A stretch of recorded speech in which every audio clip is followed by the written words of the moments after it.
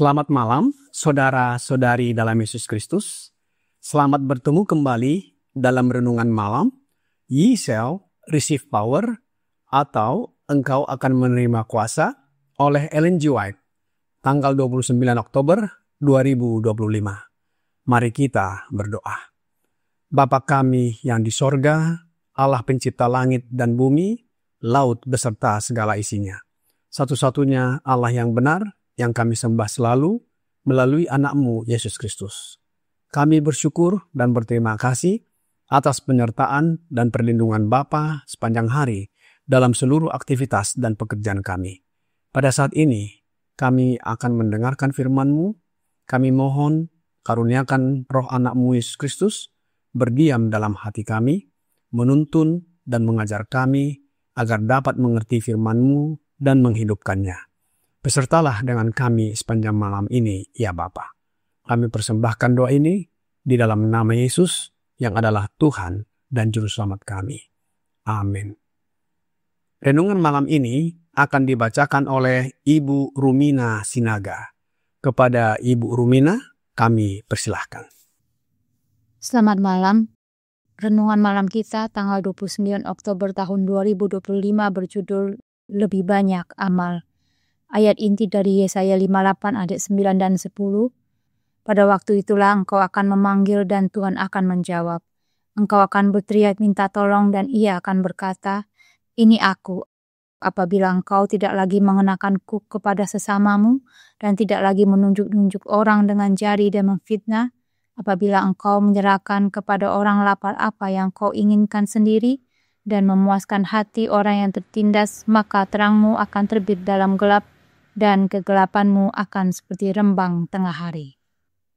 Hendaklah semua orang yang mengaku mematuhi perintah-perintah Allah memperhatikan hal ini dengan seksama dan melihat apakah ada alasan mengapa mereka tidak menerima lebih banyak pencurahan Roh Kudus.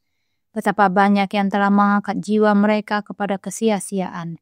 Mereka menganggap diri mereka ditinggikan dalam kasih karunia Allah, tetapi mereka mengabaikan orang yang membutuhkan. Mereka menutup telinga terhadap panggilan orang-orang yang tertindas dan mengucapkan kata-kata tajam dan menusuk kepada mereka yang membutuhkan perlakuan yang sama sekali berbeda. Demikianlah mereka menyakiti hati Allah setiap hari dengan kekerasan hati mereka. Orang-orang yang menderita ini memiliki tuntutan atas simpati dan perhatian sesama mereka. Mereka berhak mengharapkan pertolongan, penghiburan, dan kasih seperti Kristus, namun bukan ini yang mereka terima. Setiap kelalaian terhadap orang-orang yang menderita milik Allah tertulis dalam kitab-kitab sorga seolah-olah ditunjukkan kepada Kristus sendiri. Hendaknya setiap anggota gereja memeriksa hatinya dengan seksama dan menyelidiki tindakannya untuk melihat apakah hal-hal ini selaras dengan roh dan pekerjaan Yesus. Karena jika tidak, apa yang dapat ia katakan ketika ia berdiri di hadapan hakim seluruh bumi? Dapatkah Tuhan berkata kepadanya, "Mari, hai kamu yang diberkati oleh Bapa-Ku, terimalah kerajaan yang telah disediakan bagimu sejak dunia dijadikan." Matius 25 ayat 34. Kristus telah mengidentifikasi kepentingannya dengan kepentingan umat manusia yang menderita. Dan selama dia diabaikan dalam pribadi orang-orangnya yang tertindas, semua pertemuan kita, semua pertemuan yang telah ditetapkan, semua sarana yang digunakan untuk memajukan tujuan Allah akan menjadi sia-sia.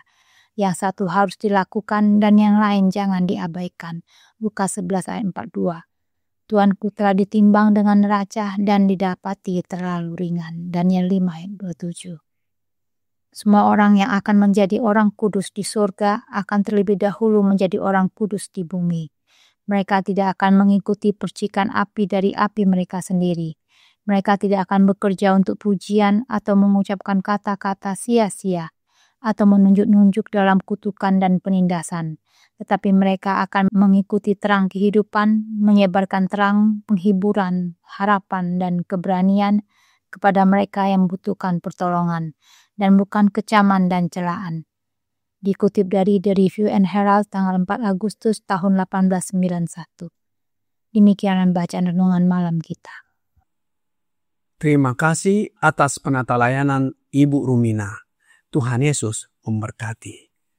Saudara-saudari dalam Yesus Kristus. Judul renungan malam ini lebih banyak amal, dalam bahasa Inggris more charity. Renungan malam ini mengajak kita menghidupkan iman melalui kasih yang nyata kepada sesama dengan melakukan amal atau charity dan menolong yang membutuhkan, seperti yang ditegaskan dalam Yesaya 58 ayat 9 dan 10. Ibadah dan doa tanpa kepedulian terhadap penderitaan orang lain tidak berarti. Kristus menyatakan dirinya sejalan dengan mereka yang menderita, sehingga tindakan belas kasihan adalah wujud nyata pengamalan iman. Kekudusan sejati muncul dari tindakan kasih dan amal, bukan hanya ritual atau kata-kata. Saudara-saudari dalam Yesus Kristus, apa pengertian amal atau charity dan juga perbedaannya dengan kasih atau love? Kata amal atau charity dan kasih atau love sering muncul dalam Alkitab dan tampaknya mirip atau sama, padahal berbeda, namun dengan perbedaan yang tipis atau halus, terutama jika dilihat dari bahasa aslinya, yaitu bahasa Greka atau Yunani. Untuk lebih jelasnya, mari kita lihat terjemahan dalam versi lain Alkitab, sebagaimana bagian berikut ini dengan contoh tulisan Rasul Paulus di dalam 1 Korintus 13 ayat 13. Di dalam bagian ini kita bisa melihat dalam bahasa atau versi Alkitab, kemudian kata yang digunakan dan contoh ayatnya. Alkitab di dalam versi King James dituliskan kata charity di dalam 1 Korintus 13 ayat 13. Kemudian Alkitab modern, kata yang digunakan adalah love. Di dalam tulisan disebutkan and now abideth faith, hope, charity. Di dalam Alkitab terjemahan bahasa Indonesia, versi LAI, Lembaga Alkitab Indonesia, kata yang digunakan adalah kasih. Di dalam 1 Korintus 13 ayat 13. Demikianlah tinggal ketiga hal ini, yaitu iman, pengharapan, dan kasih. Dan yang paling besar di antaranya ialah kasih. Kita dapat melihat makna ataupun arti amal charity dalam 1 Korintus 13 ayat 13. Menekankan aspek kasih yang diwujudkan secara praktis. Sedangkan kasih atau love mempunyai arti yang lebih luas, mencakup perasaan, sikap batin, dan hubungan pribadi. Namun, untuk memudahkan kita mengerti arti kata amal dan kasih, mari kita lihat perbedaannya dalam bagian berikut ini. Kita bagi 3, yaitu aspek, kemudian kasih atau love atau agape, dan di sebelah kanan amal, charity atau caritas. Hakikatnya adalah sikap batin yang lahir dari hati yang mengenal Allah. Inilah artinya kasih. Kemudian amal adalah wujud nyata dari kasih dalam tindakan terhadap sesama. Fokus di dalam kasih adalah motivasi dan hubungan batin, mengasihi Allah dan manusia. Amal adalah implementasi dari kasih dalam bentuk pelayanan, memberi dan menolong. Contoh dalam Alkitab terdapat dalam Matius 22 ayat 37. Jawab Yesus kepadanya, "Kasihilah Tuhan Allahmu dengan segenap hatimu, dan dengan segenap jiwamu, dan dengan segenap akal budimu." Sedangkan amal bisa kita lihat di dalam Matius 25 ayat 35. Sebab ketika aku lapar, kamu memberi aku makan. Ketika aku haus, kamu memberi aku minum.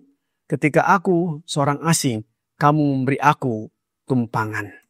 Selanjutnya, kita lihat bagiannya aspek sebagai contoh dalam Alkitab. Di dalam Amal, Matius 25 ayat 36. Ketika aku telanjang, kamu memberi aku pakaian. Ketika aku sakit, kamu melawat aku. Ketika aku di dalam penjara, kamu mengunjungi aku. Dalam aspek makna rohani, bahwa kasih adalah dasar moral dan rohani kehidupan Kristen. Sedangkan di dalam amal, bahwa amal tersebut adalah bukti nyata dari iman dan kasih sejati. Bahaya jika amal dan kasih ataupun jika kasih dan amal terpisah. Kasih tanpa amal sama dengan kasih yang tidak berbuah. Sedangkan amal tanpa kasih sama dengan tindakan yang kosong dan sombong. Sebagaimana di dalam 1 Korintus 13 ayat 3. Saudara-saudari dalam Yesus Kristus, dari bagian ini kita dapat memahami makna kasih atau love dan amal atau charity. Kasih adalah akar dan sumbernya, sedangkan amal adalah buah dan wujud nyata daripada kasih tersebut. Keduanya tidak bisa dipisahkan, karena kasih selalu menghasilkan amal, dan amal hanya berarti bila dilandasi oleh kasih. Oleh sebab itu, ibadah kita diukur dari kasih kepada sesama.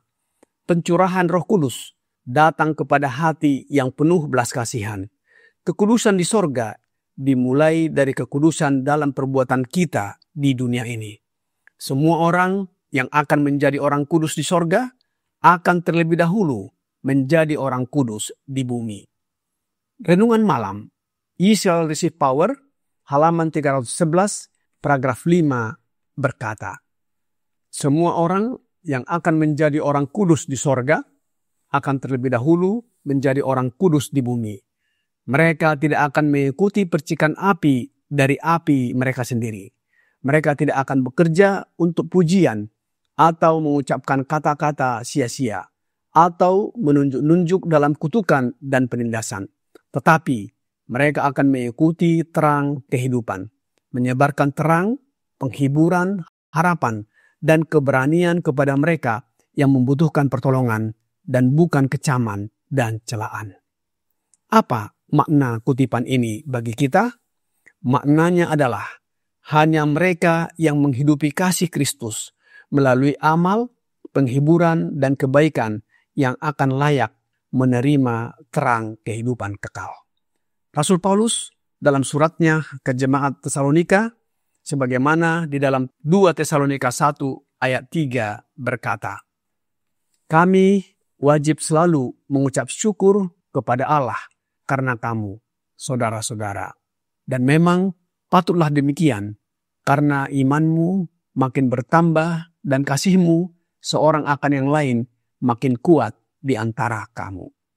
Saudara-saudari dalam Yesus Kristus, firman Tuhan dalam renungan malam ini mengajak kita lebih banyak amal atau charity, yaitu kepedulian, simpati, dan tindakan nyata bagi mereka yang menderita, lapar, tertindas, bahkan kesepian.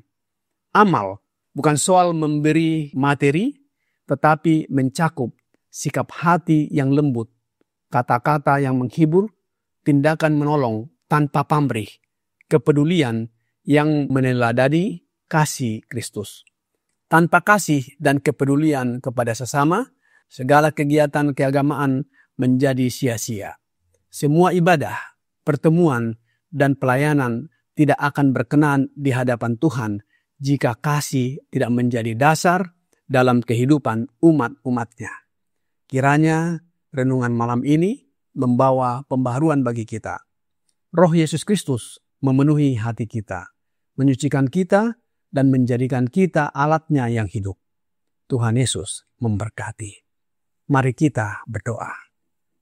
Bapa kami yang di sorga, terima kasih atas firman yang sudah kami dengarkan malam ini.